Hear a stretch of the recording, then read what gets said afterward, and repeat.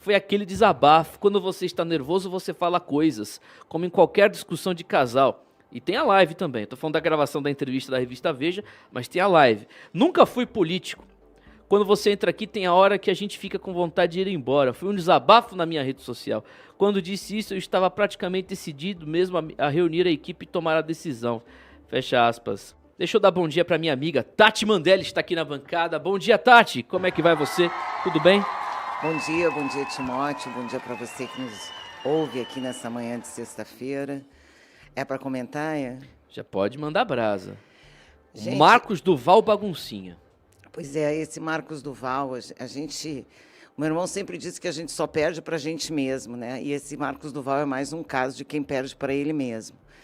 Porque o que você tem na vida é a tua palavra. Então, se ele é lá um parlamentar, um senador, ele foi fazer uma politicagem lá com os presos políticos, fez toda aquela politicagem, depois disse que tinha prova. Eu assisti a entrevista dele dizendo que ele é membro da Comissão de Segurança do Senado e que ele tinha provas contra o ministro da Justiça, o Flávio Dino, contra o próprio presidente, por causa dos atos antidemocráticos, os atos de 8 de janeiro, e que ele tinha provas e que ele ia pedir o impeachment, e todo assim cresceu, né?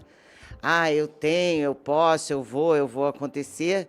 E depois, como num passe de mágica, muda completamente o discurso, e ele que vinha ali num discurso de ataque ao presidente acaba atacando o ex-presidente Bolsonaro. Então, quer dizer, uma pessoa dessa merece zero credibilidade.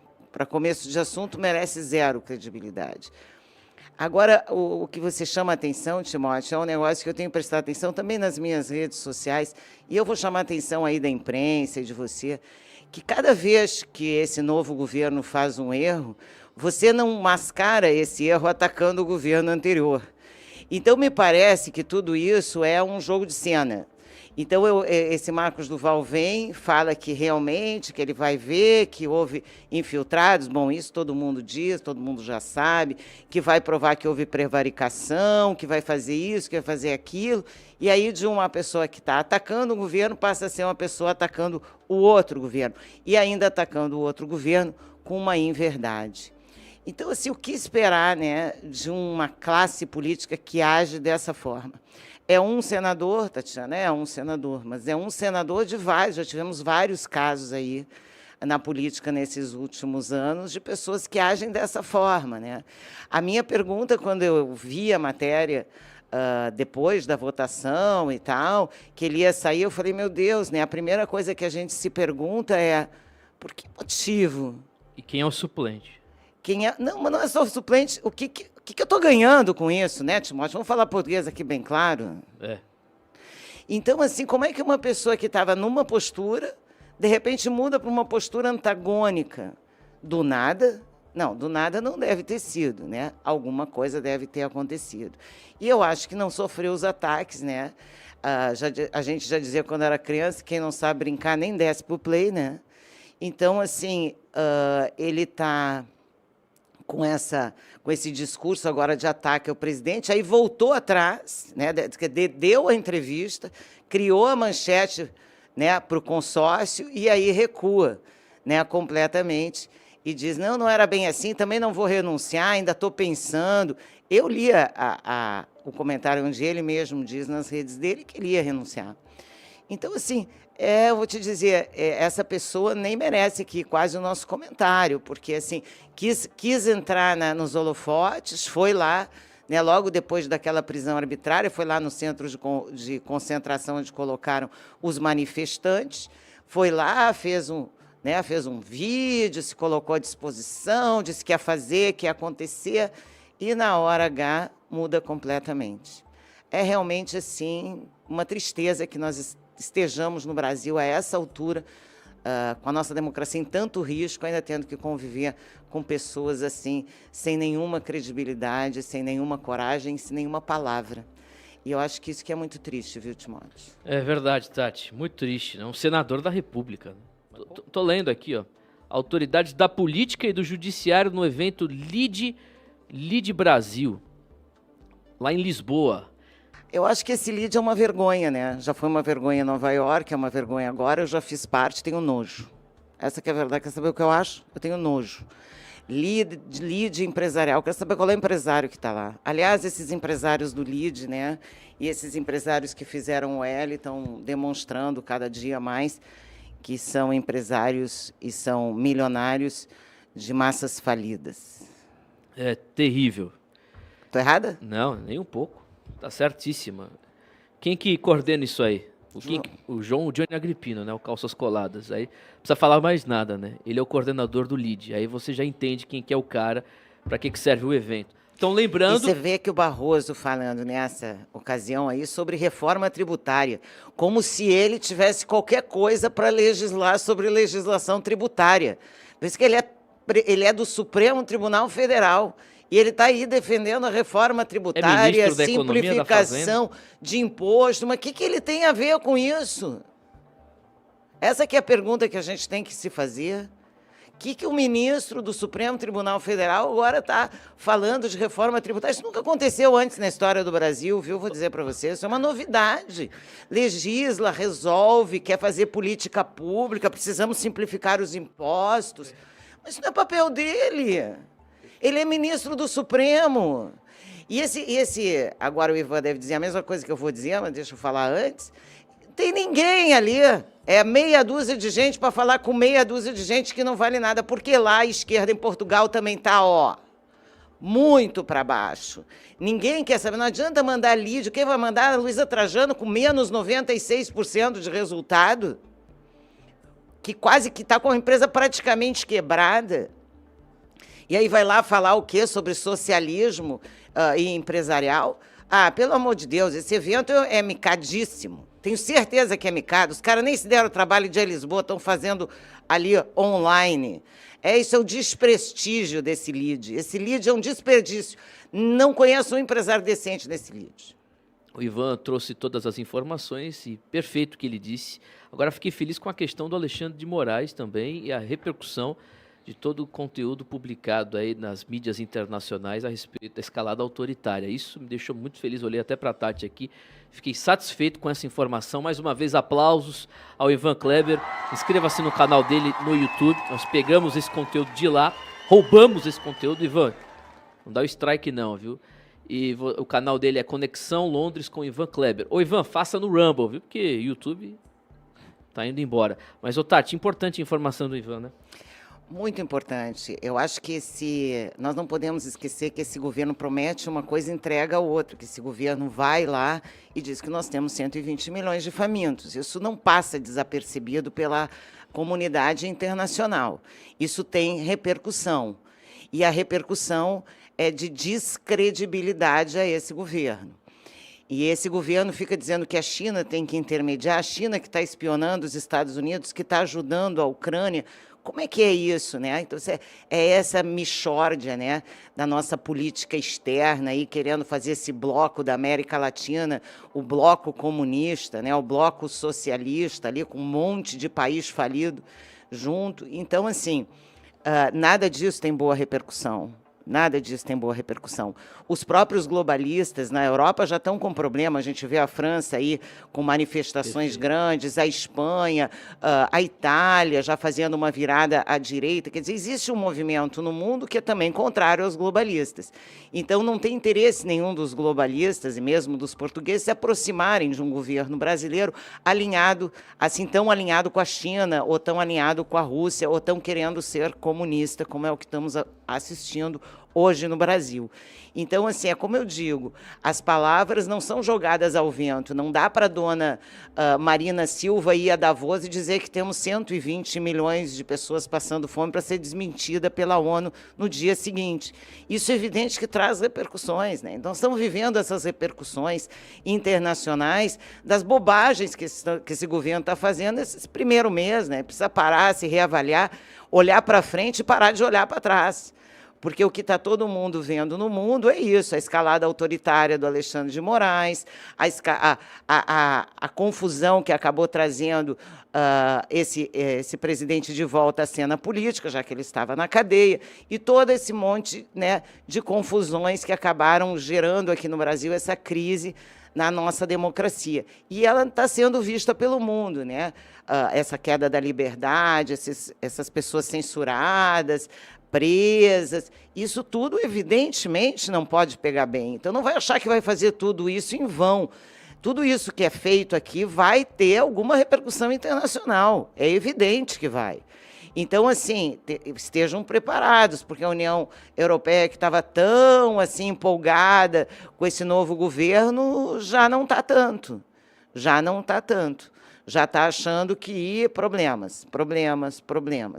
Então, assim, eu acho que é mais ou menos a gente entender que na vida ou no mundo a gente colhe aquilo que planta, né? E se o governo não tá conseguindo nem adesão, né, do governo português, tá certo? Que não é também uma coisa oficial, é uma coisa empresarial, não é uma coisa de governo para governo, mas já é uma demonstração de que o governo não quer saber o que pensa o presidente do Senado, o presidente da Câmara, os nossos ministros do Supremo. Parece que isso é o que ficou bem claro. Perfeito, aplausos, excelente comentário, 9h14. Esse comentário da Tati estará em breve, amanhã nas redes sociais da Brado, viu? Atenção aí, parece que deu alguma, não sei, um problema, algum conflito aí entre eles, não sei, de verdade, porque todos nós sabemos aí que o Lehman apertou 13, bonito, né? Fez o L bonito, e agora vários sites de esquerda, blogs de esquerda, indo para cima da Ambev, das Americanas.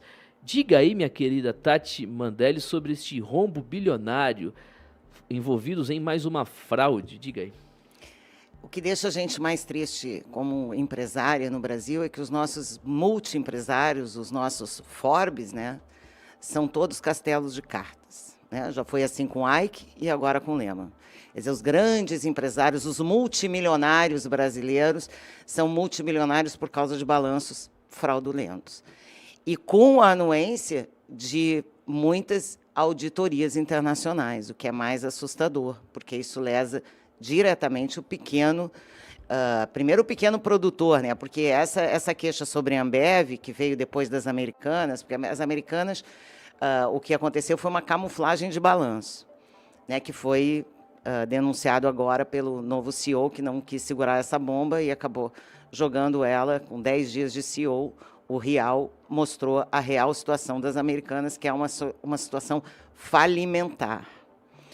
Aí, como os donos das Americanas são os mesmos donos da Ambev, veio à tona essa questão da Ambev, porque essa questão foi levantada pelos pequenos produtores, porque a Ambev, vocês sabem, é um gigante, é praticamente um monopólio no Brasil, e como ela é praticamente um monopólio, ela tem várias vantagens e não deixa o pequeno competir com ela. Então, é assim, peixe grande come peixe pequeno, né?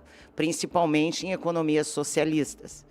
Então, assim, como peixe grande come peixe pequeno, o que acontece é que os pequenos dizem, para aí, a gente está com condições de competitividade muito diferentes da Ambev, porque isso aqui está camuflado, aquilo está camuflado, e a gente provavelmente vai ver um estouro.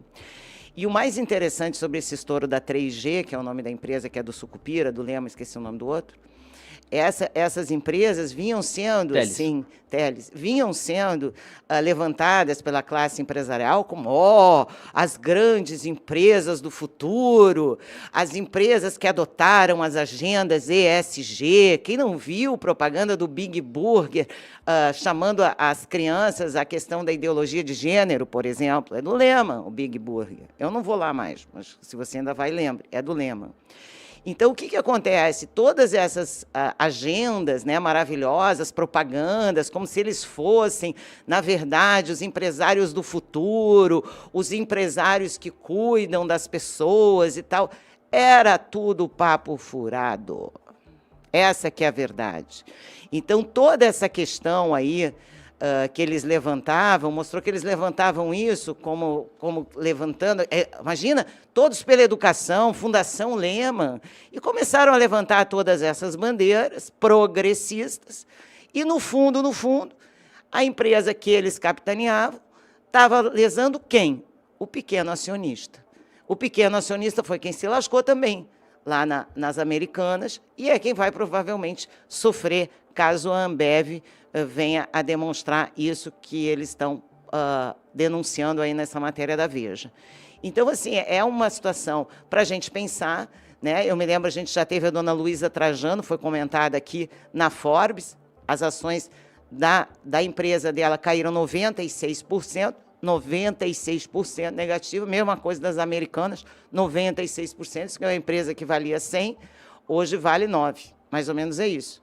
Então, assim, é uma situação que faz nós, empresários, refletirmos muito, né, sobre esses gigantes brasileiros, né? A gente ainda tem outros gigantes brasileiros, mas esses gigantes brasileiros, especificamente o maior de todos, o que consta em todas as listas de milionários, era, na verdade, um castelo de carta, era uma mentira. E eu acho que o governo Lula não vai segurar essa onda, porque ela não vai ter coragem de pegar o dinheiro do nosso BNDES para colocar nem nas Americanas, nem na Ambev, depois desse escândalo. E aí a gente já vê imediatamente o governo pulando fora, porque governo socialista e empresário quebrado não combinam. Perfeito. Aplausos, excelente. 9h25. É, rapaz. Como é que foi a última frase, Tati, que você disse? Putz. Governo socialista e empresário quebrado não combinam. Exatamente. Do Lula falando naquele grampo, todo mundo já ouviu, mas eu vou colocar de novo no meu programa. Eu queria saber, se você não disse ontem em entrevista ao Kennedy Alencar, lá na Rede TV, dizendo que Bolsonaro ofende o STF, ofende ministros, queria saber de você mesmo, Lula, o que significa esse áudio aí gravado. Você estava respeitando os ministros. E só mais um parênteses aqui, a entrevista foi feita com o jornalista Kennedy Alencar, disse no começo do programa. Vai lá e coloca, dá um Google para descobrir quem que é o jornalista Kennedy Alencar da Rede TV. Coloca assim, Kennedy Alencar Gráfica. Não falar mais nada, você vai descobrir você mesmo aí no Google, em vários portais de notícia. Kennedy Alencar Gráfica. Pronto, aí você vai entender por que essa relação tão bonita do jornalista com o Lula aqui, ó. Já é de muito tempo, lá de 2008, 2009, o Kennedy sempre faz entrevistas, o Lula só dá entrevista para os jornalistas, sabe, certo, a Adriana, que era da Record, hoje parece que está no SBT, não sei se foi para a Band, dá para o Kennedy Alencar, agora para o Jornal Nacional, por que será? E você vai descobrir, mas é um absurdo, né? Tati, e aí, o que você acha dessa entrevista do Lula? Primeiro eu vou lembrar vocês que o Kennedy Alencar é aquele que entrevistou o Lula na cadeia. Lembro. Entre outras coisas. Essa parte da gráfica eu não sei. Procurem no Google. Vou fazer quando chegar em casa. Dever de casa. O que me assusta nisso, Timóteo, é a cortina de fumaça. Vamos falar agora todo mundo aqui, português bem claro, para a gente entender o que está acontecendo. O primeiro mês de governo Lula é um fracasso. É um fracasso. São ministros envolvidos em escândalos de corrupção, prevaricação, abuso de autoridade, enfim, é terrível. Depois a gente vai falar dos dados econômicos, acho que vem uma pauta aí. E o que me chama a atenção é por que o Lula não olha para frente, para que essa necessidade de ficar olhando para trás? Porque o governo Bolsonaro foi muito melhor, então ele tem que tirar, né, acabar com a imagem do Bolsonaro, como fez a mídia, porque não consegue apagar o quanto de bom foi o governo dele, o quanto de ruim será o seu. Então, em vez de fazer uma entrevista olhando para frente, mostrando para o Brasil como é que ele vai unir o Brasil, como é que ele vai resolver esses problemas das pessoas que não acreditam nesse governo e que têm outra visão, e como é que ele vai fazer, ele passa e continua atacando. Ele está tão pautado pela mídia que desconstruir a imagem do Bolsonaro é mais importante do que construir a sua própria. E qualquer pessoa que faz isso é tudo, menos um líder. Menos um líder. Porque uma pessoa que tem uma liderança verdadeira olha para frente. Eu não me lembro, fora na campanha, de ter visto nenhuma entrevista do Bolsonaro falando, por exemplo, do Lula. Ou do Temer. Ou do que quer que seja. Então, ficar olhando no retrovisor é típico de quem não tem nada para olhar para frente. Então, como ele não tem nada para dizer, nada para prometer, porque daqui para frente é gasolina mais cara, passagem mais cara, inflação estourando, que eu não tenho o que dizer. Aí fica dizendo que o Bolsonaro estava preparando um golpe. Bom, se ele ia dar um golpe, já tinha dado, não deu, já passou. Vira a página, meu amor, vira a página. Olha para frente. Olha o que você tem na frente para governar esse país, que é isso que o Brasil precisa, liderança. E é isso que não está tendo esse governo, que é um desgoverno, é um fracasso, é uma tristeza. Fez papelão em Davos, fez papelão na reunião com os empresários, está fazendo papelão toda vez que abre a boca. Vem com essa palhaçada dos Yanomamis, sabendo que essa palhaçada é também cortina de fumaça para tentar jogar a culpa em quem não tem a culpa. E quem diz isso é o próprio Aldo Rebelo, que era ministro do governo Lula. Então, mente que nem sente. Cria uma narrativa para atacar o Bolsonaro. Que necessidade é essa? O cara está lá em Miami, não está nem aí para ti, Lula. Falou a verdade. Teu governo não se sustenta, tanto não se sustenta que você está governando olhando para trás, em vez de olhar para frente. E o Brasil só vai crescer quando tiver um líder que olhe para frente, que não é o seu caso. É muita bravata também. Para com essas bravatas, começa a liderar de verdade esse país, porque é isso que não estamos vendo, e não estamos vendo mesmo. A gente vê só rolo, só compra, só não sei o quê, só corrupção, só toma lá da cá, carguinho, ministério pra caramba, inúteis, um monte de ministério inútil, essa que é a verdade. É isso que apresentou até agora esse governo, nada. Um grande jornalista brasileiro, para mim um dos melhores, o Guzzo, fez uma matéria essa semana dizendo para os brasileiros, não se assustem, porque esse governo não tem condição de entregar nada. É verdade. Esse governo não tem condição de entregar nada. Tanto não tem condição que ele pega uma entrevista com um jornalista amigo dele e passa o tempo todo atacando o Bolsonaro. Porque ele só tem isso para fazer, atacar o Bolsonaro por um golpe que nunca existiu, porque ele está aí de posse. Desde a hora que ele foi eleito, todos os ministérios estavam trabalhando na transição democrática do governo, ninguém foi impedido, ele não teve problema nenhum com a transição, não existiu golpe nenhum. Ah, tem gente que não ficou feliz com o resultado da eleição? Tem. Foram para a rua se manifestar.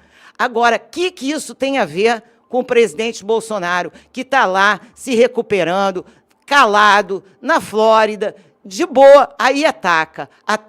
Genocida, sabe quantas pessoas já morreram de Covid desde que você está no governo? Deixa de ter vergonha na cara falar uma besteira dessas. Quer dizer, agora ele é responsável por todas as pessoas que morreram de Covid no mundo? Ah, pelo amor de Deus, esse papo já não cola mais. Ah, os Yanomami veio tudo da Venezuela, meu amor, porque é da Venezuela que as pessoas passam fome, não é no Brasil, não. A não ser que você consiga fazer um governo tão ruim que as pessoas comecem a passar fome aqui também. Então, assim, essa necessidade desse governo de atacar o anterior só demonstra que ele não vai entregar nada para nós na população. Não vai nos entregar nada. E é isso que nós precisamos entender. Não vai andar um governo que insiste nessa polarização. Porque o movimento, eu vou dizer de novo, o movimento antipetismo, anticomunismo, ele nasce em 2013. E o Bolsonaro foi eleito em 2018. Então, o movimento é muito anterior ao Bolsonaro. Reduzir esse movimento ao Bolsonaro é não entender o tamanho da população brasileira insatisfeita com esse programa socialista que só levou o nosso país para baixo. Essa que é a verdade. Empresários que não têm nenhum tipo de respaldo, que apoiam esses governos socialistas, a gente está vendo aí. E é isso, então, não tenho o que mostrar. Então, como eu não tenho o que mostrar, eu ataco o presidente Bolsonaro, que foi um presidente excelente, que trouxe um ministério que entregou, que fez o maior superávit da nossa história, que gerou 4 milhões de empregos. Então, pelo amor de Deus, aí vai acusar o cara de genocídio, que é falácia, é consórcio de imprensa, é discurso de quem não tem o que dizer e não tem o que propor. Rapaz, excelente. Desculpa. Sem palavras. Desculpa pelo quê, pelo amor de Deus. Maravilhoso comentário. Pelo amor de Deus, muito, muito bom mesmo da Tati Mandelli. Mas, ô Tati, os nossos deputados já estão trabalhando. O deputado Capitão Alden, o deputado Diego também, Diego Castro, ontem já recebeu lideranças de todo o estado, lá no gabinete, conversou, vendo as demandas dos municípios. Leandro de Jesus começou com um projeto de lei, um dos mais importantes, se não o mais importante, né? Porque essa questão do Estado atrapalha a vida de muita gente. Já criticamos aqui diversas vezes. E o Leandro de Jesus foi na contramão disso aí. Parabéns, o Leandro. E o Capitão Alden em Brasília, deste projeto em campanha contra o suicídio. O que você acha, Tati? Eu achei que o Capitão Alden estava muito chique na posse, Tava. todo de branco, né? Parabéns, com essa elegância toda lá, baiana, gostei de ver. Acho que nós temos temos 3 representantes que têm muito a acrescentar ao Brasil.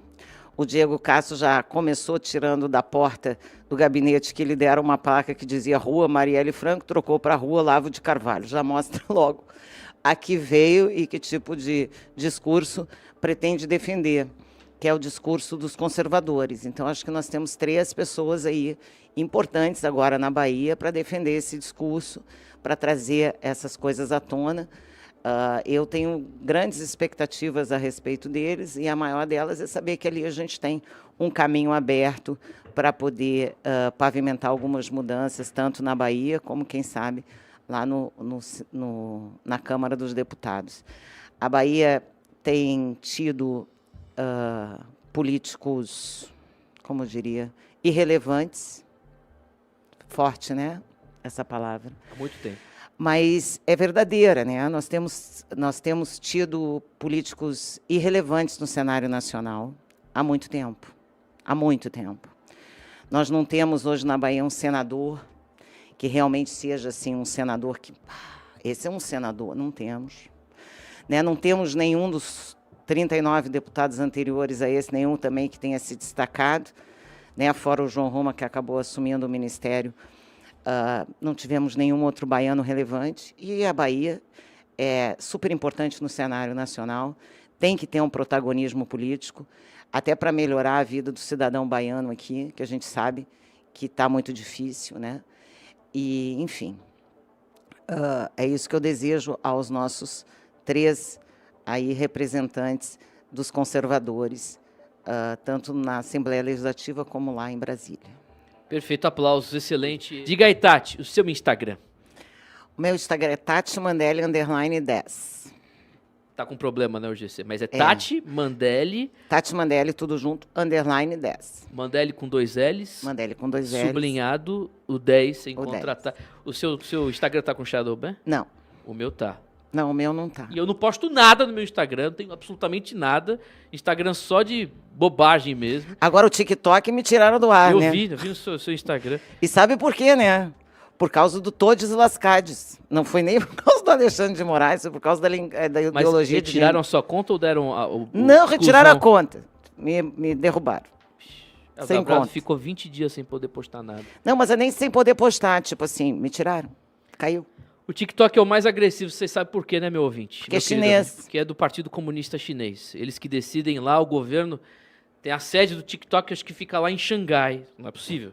Porque no YouTube, a gente nunca... No YouTube não, no Instagram a gente nunca teve problema. No Twitter, sei lá... Eu também nunca tive problema em nenhuma outra rede. Só no TikTok. Várias redes sociais. Só no TikTok, o Dabrado, ele vai lá e já pediu, excluiu por 15 dias...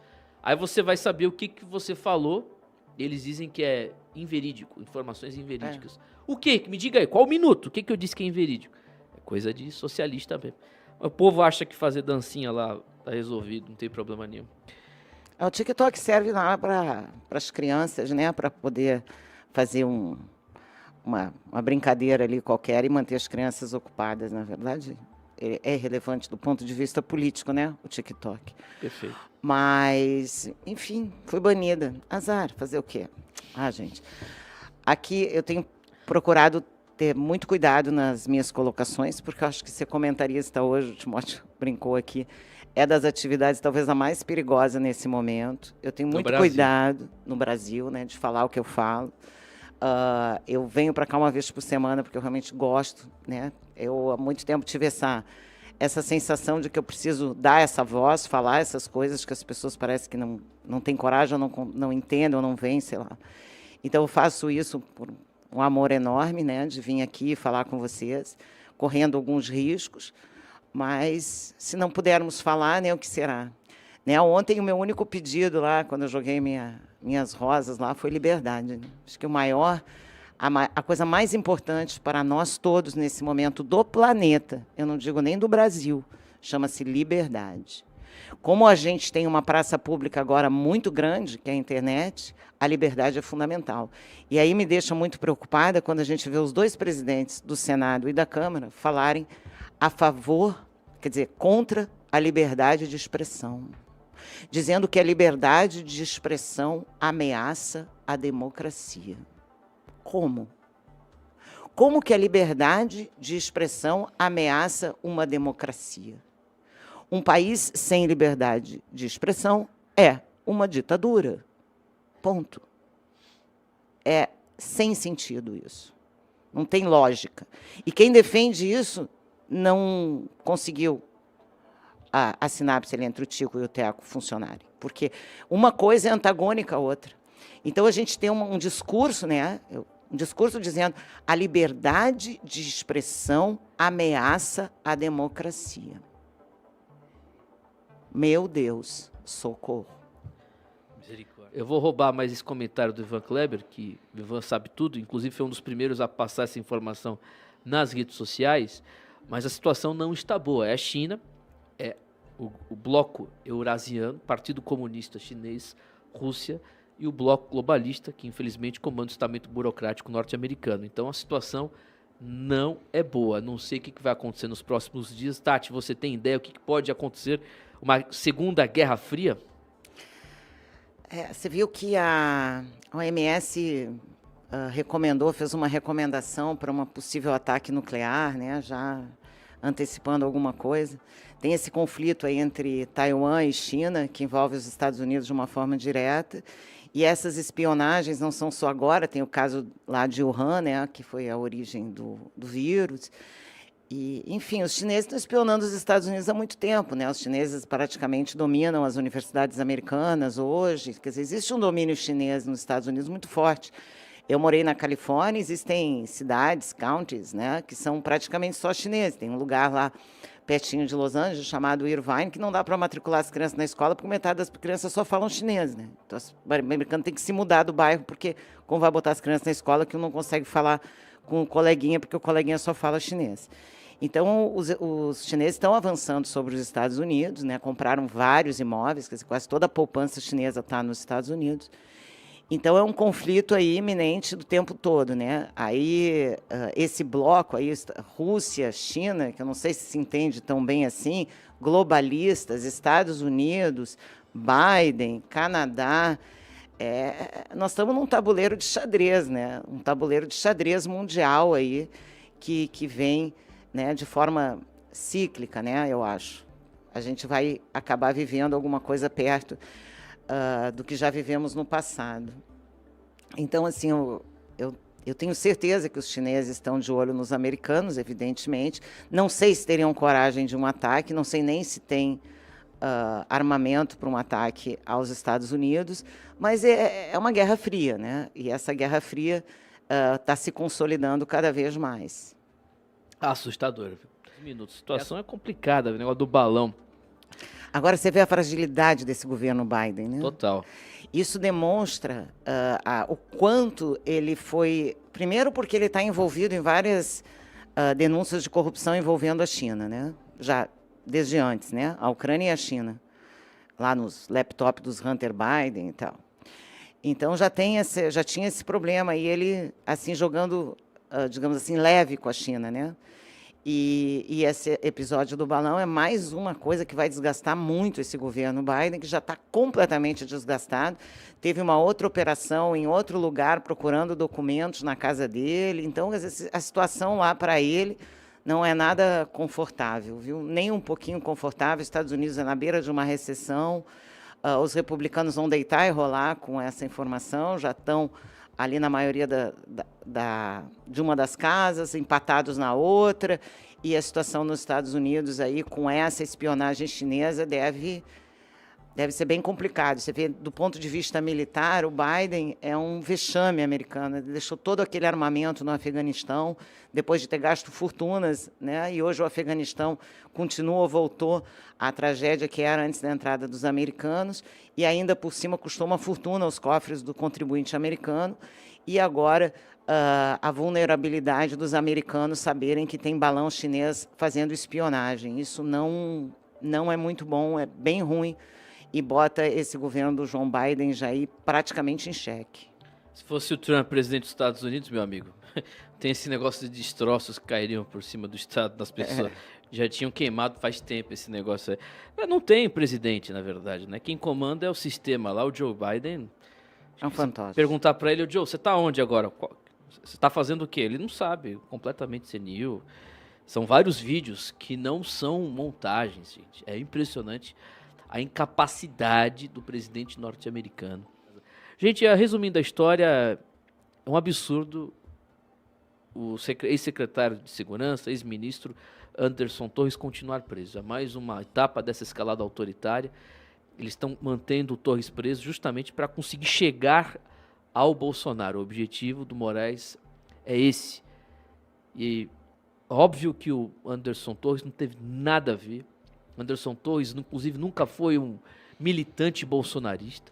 Já deu entrevista aqui na Brado, sempre viu Torres como técnico, um policial federal, uma pessoa extremamente técnica, nunca foi um militante de causa da direita, sempre um cara técnico, ministro da Justiça. Inclusive já critiquei em relação ao silêncio envolvendo prisão de outras pessoas, quando o Bolsonaro era presidente, critiquei a atuação dele em vários pontos. E resumindo a história, meu querido, é um absurdo ele continuar preso, não tem prova. É a escalada autoritária, a ditadura no Brasil. Qual foi o caso de corrupção? Qual foi o envolvimento, uma minuta, um documento, um papel que ele recebeu de alguém? Ridículo. Pelo amor de Deus, gente. E a gente, infelizmente, no Brasil tem que aceitar esse negócio, tem que ficar engolindo. O Torres, imagina, estava curtindo as férias na Disney com a família. Eu fico pensando, né, ele na cabeça dele, nos planos, vou deixar o governo Bolsonaro, conseguir, vou ser secretário de segurança, acabou, seguir em frente, recebe um mandado de prisão, enquanto ainda estava nos Estados Unidos, volta, preso há mais de 20 dias, sem prova, sem nada. O objetivo é prender o Bolsonaro. Estão tentando tirar de alguma coisa do Torres ali, algum documento, alguma palavra, alguma fala, para tentar incriminar o Bolsonaro. Esse é o objetivo. Infelizmente, é lamentável, não estou aqui querendo defender o Torres, até porque eu não conheço, nunca tive proximidade, mas eu acho um absurdo. Essa prisão aí não tem previsão legal. Aliás, várias ações do Brasil que não tem nenhum tipo de previsão legal, são todas inconstitucionais, infelizmente. E aí, Tati? Olha, é uma pena, porque o Anderson Torres, ele é, inclusive, filiado à União Brasil, ele não tem nem nada a ver com o PL. Então, ele saiu do Ministério, ele é um cara extremamente técnico, saiu do Ministério da Justiça, onde fez um excelente trabalho, talvez por isso ele esteja preso, né? Recorde de apreensão de droga, vai saber. Então, assim, é cortina de fumaça, né? Vão querer, quer dizer, um documento encontrado no mandato de busca e apreensão, sem assinatura, sem nada, sem carimbo, sem absolutamente nada. Tem um documento golpista, que eu faço uma carta aqui para o Timóteo, pegam na minha casa e... Sim, surreal, né? Até porque durante imagina a quantidade, vocês imaginem a quantidade de documentos desse tipo, pedindo isso ou pedindo aquilo, uma pessoa não pode estar recebendo. Então, assim, é absurda a prisão do Anderson Torres. Ele é uma pessoa competentíssima, estava fazendo um trabalho excelente no Ministério da Justiça, e eu acho que é por isso, né? Eles querem chegar no Bolsonaro, mas eles pegaram uma ponta onde não vão chegar em lugar nenhum, porque não tem lugar nenhum para chegar. Eles querem o quê? Querem provar que o Bolsonaro ia dar o golpe. Se ele fosse dar um golpe, tinha dado, né? Hello? Se a pessoa fosse, tinha feito, né? Ele não fez. Acabou. Pegou o avião, foi para Miami, acabou, entregou. Deixou de entregar o Ministério da Justiça? Não. O Anderson Torres fez toda a transição tranquilamente para o Flávio Dino. Não teve problema nenhum no Ministério da Justiça, isso eu falo porque eu sei. Não teve problema nenhum. E aí vieram com essa prisão, quer dizer, Até no dia, ele nem em Brasília não estava. Então, quer dizer, não tem nada mais absurdo. Quer dizer, mais absurdo que isso é prenderem o Daniel Silveira ontem. Isso é mais absurdo ainda. Porque ele teve um indulto presidencial. Então, assim... Não, indulto já foi jogado no lixo. Assim, jogaram no lixo a nossa Constituição, a lei, tudo. Estamos sem lei. O Brasil hoje é um país sem lei, sem justiça. Eu estava vendo que nós somos um dos países que tem mais advogado no mundo. Para quê? Eu fiz esse comentário, para quê? Tanto advogado, se não temos segurança jurídica. Joga fora o diploma. Para quê? Inútil, completamente inútil. Então, assim, fui criticada lá quando fiz a minha coisa, há cento e não sei quantos milhões de advogados no Brasil, para nada. Se o Brasil, o grande problema do Brasil nesse momento, para atrair investimento, para gerar emprego, para fazer tudo o que tem que fazer, é insegurança jurídica. Ponto. É isso. E a prisão do Anderson Torres é só mais uma coisa, que faz, de repente, o cara lá em Portugal não ir no negócio do LIDE, tá entendendo? Porque não consegue entender como é que um ex-ministro da Justiça, que nem no Brasil estava, vai ser preso à toa. Por causa de um papel sem assinatura que encontraram na casa dele. O mundo não vai engolir isso. Por mais que a mídia tente te enfiar isso goela abaixo aqui no Brasil, com essas narrativas de consórcio, que cada dia estão mais ridículas. Agora eles abandonaram na área econômica, viu, Timóteo, o mas pelo apesar de. Você sabia? Agora é assim, empréstimo ao BNDES é ruim, mas pode resolver. Sabe? Tipo assim, é ruim, mas... Então, assim, o apesar de agora virou a nova narrativa da mídia, né? Quer dizer, é ruim. Enfim. Então, assim, não tem justificativa nenhuma, absolutamente nenhuma, para a prisão do Anderson Torres. É uma pena, é uma pessoa muito legal. A mulher dele está desesperada, os filhos deles estão desesperados, são duas crianças pequenas, e é uma irresponsabilidade. Irresponsabilidade dessas pessoas. E a gente estava falando aqui do suicídio, vamos pautar aqui, que uma pessoa se matou ontem por causa do Alexandre de Moraes, ateou fogo ao próprio corpo. E eu quero dizer para o Alexandre de Moraes, dorme. Dorme amanhã, vai. Bota a cabecinha no travesseiro. Dorme? Ou não dorme? Ele tomou meu celular, cara. Você tá doido, né? Devolve meu celular aí, cara. Tá tudo gravado aqui, cara. Tudo gravado aqui. Ó, as câmeras estão gravando. Me dá o meu celular aí. Ele danificou, ele quebrou a corrigida do meu celular. Ó, o senhor tá certinho esse celular. O senhor vai sair do meu celular daqui? O cara foi com o meu celular. Vocês estão doidos? Olha que cara é a polícia legislativa. Eu, hein? O cara pegou o meu celular.